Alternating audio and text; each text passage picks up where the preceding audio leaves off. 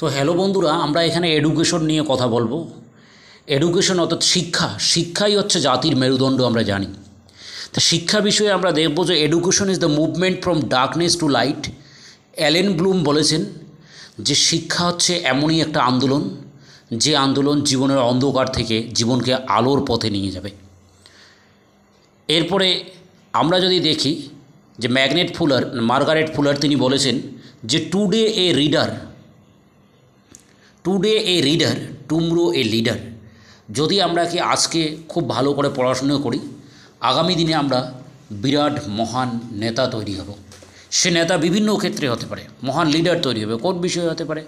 হয়তো পড়াশোনার ক্ষেত্রে সে লিডার হতে পারে, হয়তো ডক্টরি লাইনে সে লিডার হতে পারে, হয়তো ইঞ্জিনিয়ারিং লাইনে সে লিডার হতে পারে। তাহলে কি বলা হচ্ছে যে মার্গারেট ফুলার বলেছেন যে today A reader tomorrow a leader. এটা আমাদের সবসময় মাথায় রাখতে হবে। এরপরে আমরা কি দেখব? The roots of education are bitter. শিক্ষার যে রুটস, যেটা তার মানে এখন যে আমরা শিক্ষা গ্রহণ করছি সেটা ভালো লাগবে না, সেটা তেতো লাগবে। But the fruit is sweet, কিন্তু এর ফলটা হচ্ছে খুব মিষ্টি। অর্থাৎ এখন যদি আমরা কি শিক্ষার জন্য পরিশ্রম করি, এর ফলাফল যেটা প্রচণ্ড মিষ্টি পাবো। এটা বলেছেন অ্যারিস্টটল। তাহলে অ্যারিস্টটলের নাম আমরা সবাই শুনেছি। তিনি অ্যারিস্টটল বলে গিয়েছেন যে শিক্ষার আলোড়ন জগতে তিনি মহান ভূমিকা পালন করেছিলেন। তিনি বলেছিলেন the roots of education are bitter but the fruit is sweet.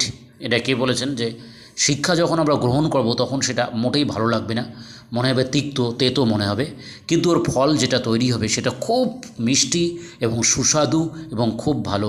তাই আমরা দেখতে পাবো সবাই আমাদের এডুকেশন সম্বন্ধে এত তারিফ করেছেন, এত গুরুত্ব দিয়েছেন। আমরাও সেই এডুকেশনের উপর গুরুত্ব দেব, তাহলে অ্যারিস্টটলের কথা মিলে যাবে। The roots of education are bitter but the fruit is sweet. Okay, by.